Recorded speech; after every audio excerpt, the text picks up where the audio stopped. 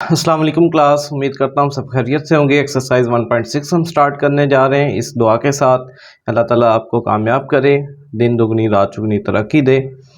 तो exercise start करने से पहले कुछ इम्पॉर्टेंट बात जो इंतहाई आपके लिए ज़रूरी है। ये जो एक्सरसाइज है इसके अंदर से क्वेश्चन हमारा ज़रूर आता है पेपर के अंदर।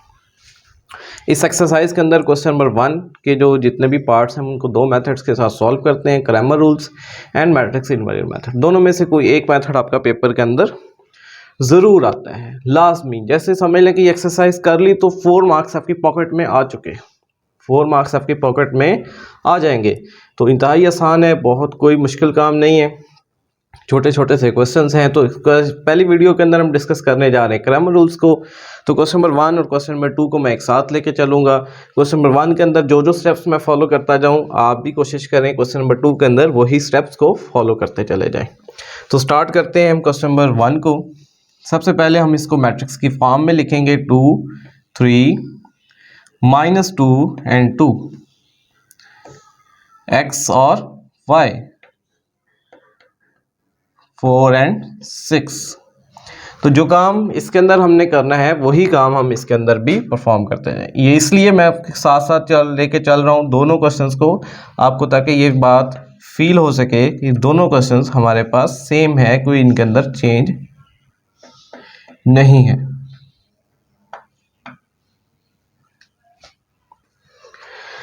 जी, तो हम दोनों के अंदर सेम स्टेप फॉलो कर चुके हुए हैं। ये हम इसको नाम देते हैं ए का, इसको भी हम ए का नाम दे देते हैं। ए का डिटर्मिनेंट, सबसे पहला काम इसके अंदर आपने स्टूडेंट्स डिटर्मिनेंट फाइंड करना है। 2 3 -2 2। तो डिटर्मिनेंट जैसे ही फाइंड करेंगे 2 2s are 4 plus 6 is equal to 10। तो ये हमारे पास डिटर्मिनेंट निकला। एक ही लाइन के अंदर जब हमने इक्वल्स डालने हैं तो हम इस इम्प्लाइज का साइन यूज़ करेंगे, ताकि ये इम्प्लाइज हमें ये बताता है कि 4 + 6 करने के बाद आंसर हमारे पास 10 आ रहा है। तो सेम यही काम हम इसके अंदर भी करने वाले हैं। ए का determinant is equal to 2 6 1 5 5 2s are 10 6 1s are 6, this will be is equal to 4। तो देख लें दोनों के अंदर हमने सेम स्टेप किए। यही डिटर्मिनेंट हम ऑलरेडी 1.5 के अंदर अच्छा डिस्कस कर चुके हैं, क्वेश्चन नंबर 1 के अंदर, 2 के अंदर, 3 के अंदर, up to so on. Question number 5 के अंदर भी हमने डिस्कस किया, क्वेश्चन नंबर 4 के अंदर भी किया। तो अभी भी हम डिटर्मिनेंट ही फाइंड कर रहे हैं। अब हम इसके अंदर फाइंड करने जा रहे हैं एक्स और वाई। यहाँ पर जो हमारा टारगेट है एक्स और वाई की वैल्यूज़, कौन सी ऐसी एक्स और वाई की वैल्यूज़ हैं जो मल्टीप्लाई हुए और आंसर क्या आ जाए 4 और 6 हो जाए। जी, तो बात करने लगे हैं A X is equal to A X का डिटर्मिनेंट ओवर ए का डिटर्मिनेंट, इसी तरह Y is equal to A Y का डिटर्मिनेंट ओवर वाई का डिटर्मिनेंट। जो काम हम इस क्वेश्चन नंबर 1 के अंदर कर रहे हैं वही काम हम क्वेश्चन नंबर 2 के अंदर भी कर रहे हैं। ए एक्स का डिटर्मिनेंट ओवर ए का डिटर्मिनेंट, इसी तरह y is equal to A Y का डिटर्मिनेंट ओवर ए का डिटर्मिनेंट। तो क्लास सेम कहाँ जो दोनों क्वेश्चंस के लिए हम करने जा रहे हैं, इससे घबराना नहीं है कि ए एक्स का डिटर्मिनेंट क्या है। ये अभी आपके सामने आने वाली चीज़ है जो आपको फील होगा कि ये बहुत ही आसान है। तो ए एक्स हम फाइंड करने जा रहे हैं। बस इसको आपने, ये भी डिटर्मिनेंट है, देख कर बस आपका काम है ये जो फर्स्ट वाला है इसको रिप्लेस कर दें इसके साथ। तो 2 और 3 रिप्लेस हो जाएगा 4 और 6 के साथ, और ये -2 और 2 हमारे पास सेम आ जाएगा। यानी फर्स्ट कॉलम की जगह आपने ये कांस्टेंट वाली एंट्री लिख देनी है। अब डिटर्मिनेंट फाइंड करना अगेन हमारे पास वही काम है। 2 4s are 8 plus 12 that will is equal to 20। अगर हमने यहाँ एक्स का डिटर्मिनेंट फाइंड किया तो हम इधर भी फाइंड कर लेते हैं। ए एक्स का determinant is equal to, A X के अंदर बात करें तो अगेन वही काम, जैसे हमने फर्स्ट कॉलम को छुपाकर ये वाला मैट्रिक्स लिख दिया था मैट्रिक्स, इसी तरह हम यहाँ पर फर्स्ट कॉलम को छुपा के ये वाला मैट्रिक्स लिखने वाले हैं। 2 और 6 की जगह हम लिख रहे हैं 3 और 1 एंड 1 और 5। तो जब इसको हम सॉल्व करते हैं तो 5 3s are 15 -1 that will is equal to 14। तो उम्मीद करता हूँ यहाँ तक आपको समझ आई होगी। तो ax से कोई घबराने वाली चीज़ नहीं, आपने देख लिया। इसी तरह सेम जैसे ax है, इसी तरह सेम ay को हम फाइंड करेंगे। तो देखते हैं ay हमारे पास किस तरह से फाइंड किया जा सकता है। ay में आपने ये जो फर्स्ट वाला कॉलम वैसे लिख लेना है 2 और 3, और सेकंड की जगह आपने इस 4 और 6 को रिप्लेस कर देना है। तो फिर से मैं रिपीट कर देता हूँ, ax के अंदर आपने ये वाला कॉलम स्किप करना है, और ay के अंदर आपने ये वाला कॉलम स्किप करना है। जब स्किप करेंगे उसकी जगह ये वाला हमारे पास आ जाएगा। तो डिटर्मिनेंट की प्रैक्टिस हमारी अगेन वही है, 6 2 12 -12, आंसर इज इक्वल टू 0। तो यही काम हम यहाँ भी कर लेते हैं। ay का डिटर्मिनेंट, ay के अंदर हमने सेकंड वाले को स्किप करना है, फर्स्ट वाले को लिख लेंगे, और 3 और 1, सो 6 3s are 1 2s are 2, 6 3s are 18, that will be is equal to -16। तरतीब का स्टूडेंट्स ख्याल रखना है कि पहले ये वाले मल्टीप्लाई होंगे देन ये। तो मैं इधर एक सादा सी एग्जांपल से आपके सामने क्लियर करता हूँ। 2 3 1 1, पहले ये वाले इसने मल्टीप्लाई होना है मेन डायगोनल ने, 2 -3, that will is equal to -1। तो आप देख सकते हैं स्टूडेंट्स, ये वही काम है जो हम पहले ऑलरेडी कई दफ़ा डिस्कस कर चुके हुए हैं। लाइन लगा लेते हैं ताकि थोड़ी पार्टीशन नज़र आ सके हमें। जी, तो ax का आंसर हमारे पास आया था 20, और a का आंसर आया हमारे पास 10। तो this will be is equal to 2, 10 1s are 10, 10 2s are 20, या 0 से 0 कट गया। इसी तरह ay का आंसर आया हमारे पास 0/10, that will be equal to 0। तो इसका हम आंसर लिख लेंगे x का आंसर हमारे पास जनरेट हुआ 2, और y का आंसर जनरेट हुआ 0। तो that will be your required matrix. ये वैसा मैट्रिक्स है जिसको अगर हम यहाँ पर रिप्लेस करें और इन दोनों को मल्टीप्लाई करें तो आंसर हमारे पास 4 और 6 जनरेट होगा। सेम काम हम इसके अंदर भी करने लगे हैं। ax हम ऑलरेडी कैलकुलेट कर चुके हैं 14 ओवर, और a का डिटर्मिनेंट हमारे पास 4 है। तो कटिंग जब करते हैं तो 2 2s are 2 7s are, that will B 7/2। इसी तरह से ये -16 है ओवर 4 है, तो that will be equal to -4, that will be equal to -4। तो इसका हम आंसर लिख लेंगे x और y। तो x का आंसर हमारे पास जनरेट हुआ 7/2, और ये हमारे पास -4 जनरेट हो गया। तो स्टूडेंट्स आप देख सकते हैं कि दो क्वेश्चंस को हम एक साथ लेके चले, दोनों क्वेश्चंस हमारे पास सेम मेथड सेम स्टेप्स के साथ चलते गए, और इसकी आउटपुट भी हमारे पास सेम मेथड के साथ फाइंड होगी।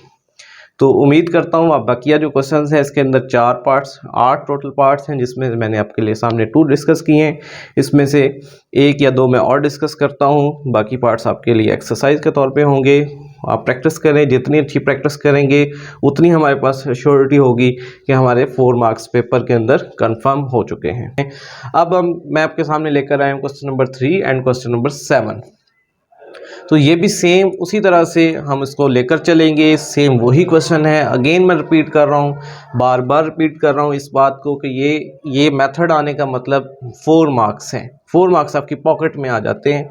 तो इसको लाजमी अच्छी तरह से प्रैक्टिस करें। टोटल इसके 8 क्वेश्चन हैं, 4 मैं आपके सामने कर रहा हूँ, 2 ऑलरेडी डिस्कस कर चुका हूँ, 2 आपके सामने लिखे हुए हैं। इसको हम दोनों को साथ लेकर चलते हैं। तो सबसे पहला काम जैसे हमने पहले किया कि हमने इसको मैट्रिक्स की फॉर्म में चेंज किया, तो इसको हम मैट्रिक्स की फॉर्म में चेंज कर रहे हैं। x और y इज इक्वल टू 8 और -1। तो सेम जो काम हम उस क्वेश्चन के लिए कर रहे हैं वही काम हम इसके लिए भी कर रहे हैं। 2 -5 -2 एंड -2। ये क्वेश्चन मैंने इसलिए चूज़ किया कि इसके अंदर आपको माइनस वाले चीज़ें ज़्यादा नज़र आ रही हैं। तो माइनस वाले इसके अंदर कोफिशिएंट हमारे ज़्यादा हैं, इसलिए मैंने 7 क्वेश्चन को चूज़ किया। बाकी के अंदर ज़्यादातर प्लस के कोफिशिएंट्स हैं। जी, हम इसकी लाइन लगा लेते हैं ताकि आपको ये अलग अलग से नज़र आ सके कि हमारा सेपरेट क्वेश्चन है या सेपरेट है। तो सबसे पहला काम इसमें हमने ए इसको बोला, ए का डिटर्मिनेंट फाइंड करना है। 4 3 2 -1, that will equal to -4 -6, this implies that will equal to -10। तो जो काम हम इस क्वेश्चन के लिए कर रहे हैं वही काम हम इस क्वेश्चन के लिए भी करेंगे। ए इसको नाम दे देते हैं, ए का mod is equal to 2 minus 5 minus 2 minus 2 minus 4 minus 10, क्योंकि माइनस और माइनस प्लस हो गया, सेंटर वाला माइनस वैसे ही रहा, दिस इम्प्लाइज माइनस 14। तो ए का डिटर्मिनेंट हमने देख लिया। आप स्टूडेंट्स देख सकते हैं कि जो हमने मेथड फॉलो किया है क्वेश्चन नंबर 1 के अंदर और क्वेश्चन नंबर 2 के अंदर, सेम मेथड हम 3 एंड 7 के अंदर। तो इस बात से आपको ये कंफर्म हो जाना चाहिए कि जो रिमेनिंग पार्ट्स हैं वो भी सेम इसी मेथड से सॉल्व होने वाले हैं। इसके बाद हमने एक्स को लिखा कि वो ए एक्स का मॉड ओवर ए का मॉड होता है। मॉड बोल दें या डिटर्मिनेंट एक ही बात है। इसी तरह वाई लिख लें, ए वाई का मॉड ओवर ए का मॉड। इसके सामने मैं आपके ये लिख भी देता हूँ ताकि बाद में हमें जस्ट ए एक्स का मॉड का आंसर लाना है और ए का मॉड। तो यही काम हम इसमें करने लगे हैं। X is equal to A X का मॉड ओवर ए का मॉड। इसी तरह Y is equal to A Y का मॉड ओवर ए का मॉड आ गया। तो इसके अंदर भी मैं वही काम कर देता हूँ। जस्ट ये चीज़ें आपको शो कर रही है कि जस्ट हमें यहाँ पर अपनी वैल्यूज प्लेस करनी है और अपना आंसर ले लेना है। अब व्हाट इज ए एक्स को हम कैलकुलेट कर लेते हैं। ए एक्स का मॉड, ए एक्स में स्टूडेंट्स जैसे पहले हम डिस्कस कर चुके हैं, फर्स्ट कॉलम को छुपा लेना है, उसकी जगह हमने 8 माइनस 1 को रख देना है और 2 और माइनस 1 वैसे ही आ जाएगा जी। तो इसको जब सॉल्व करते हैं तो minus 8 plus 2 that will is equal to minus 6। इसी तरह ए वाई का मॉड जब हम सॉल्व करते हैं, ए वाई का मॉड फर्स्ट वाला हमारे पास वैसे ही आ जाता है, उसका जो सेकंड कॉलम है इसको रिप्लेस कर देंगे 8 और माइनस 1 के साथ, तो that will be equal to minus 4 minus 24, this will equal to minus 28। अब यही आंसर्स जो हमारे पास आ चुके हैं इनको बल्कि हम पहले इसको कैलकुलेट कर लें। ए एक्स का मॉड जी, ए एक्स में फर्स्ट वाले को हम स्किप कर देते हैं, 4 माइनस 10 आ जाता है, इसकी जगह सेकंड वाला हम वैसे लिख देते हैं जी। इसको जब सॉल्व करते हैं तो माइनस 8 प्लस सॉरी क्योंकि माइनस और माइनस तो प्लस हो जाना है, सेंटर में आपका हमेशा माइनस का साइन ही रहेगा, 10 2 ज़ा 20, that will is equal to minus 28। इसी तरह ए वाई को सॉल्व कर लें। ए वाई के लिए फर्स्ट वाले को आपने वैसे लिख लेना है और सेकंड वाला रिप्लेस हो जाएगा 4 और माइनस 10 के साथ, तो minus 20 plus 20 that will be equal to 0। तो जी स्टूडेंट्स, अभी तक आपने देखा है जो स्टेप्स हमने क्वेश्चन नंबर 1 के अंदर और क्वेश्चन नंबर 2 के अंदर फॉलो किए, सेम स्टेप्स उसी मेथड के साथ हम question number 3 and question number 7 की जानिब मूव कर रहे हैं। तो फर्स्ट हमारे पास आंसर आया -6 और ए का मॉड हमारे पास -10, तो माइनस और माइनस तो प्लस हो जाएगा हमारे पास, तो 2 3s are and 2 5s are, that will is equal to 3/5। तो इसको मैं यहाँ लाइन लगा देता हूँ जी। तो ए वाई का आंसर हमारे पास है -28 ओवर हमारे पास है -10, minus minus plus and 2 5s are and 2 14s are 14/5। तो इसका आंसर लिख लें x और y 3/5 14/5 ये। अच्छा स्टूडेंट्स, इसमें एक बात का ख्याल रखना है आपने, अगर आपका डिटर्मिनेंट 0 आ जाए तो ये सारा प्रोसेस आपने नहीं करना। x ये ax ये ay ये y ये कुछ भी नहीं आपने करना है, जस्ट आपने आंसर लिख देना है सोल्यूशन नॉट पॉसिबल। तो यहाँ मैं एक नोट की फॉर्म में लिख देता हूँ कि अगर a का डिटर्मिनेंट 0 आ जाए तो आपने कह देना है सोल्यूशन नॉट पॉसिबल। बस इतना लिखने से आपके 4 मार्क्स आपको मिल जाएंगे, इतना लिखने से आपके 4 मार्क्स आपको मिल जाएंगे। तो अगर इस ए की बात हो रही है, इस ए की बात नहीं हो रही, जैसे यहाँ 0 आ गया, ये ए श्योर नहीं करता कि ये हमारा सोल्यूशन नॉट पॉसिबल।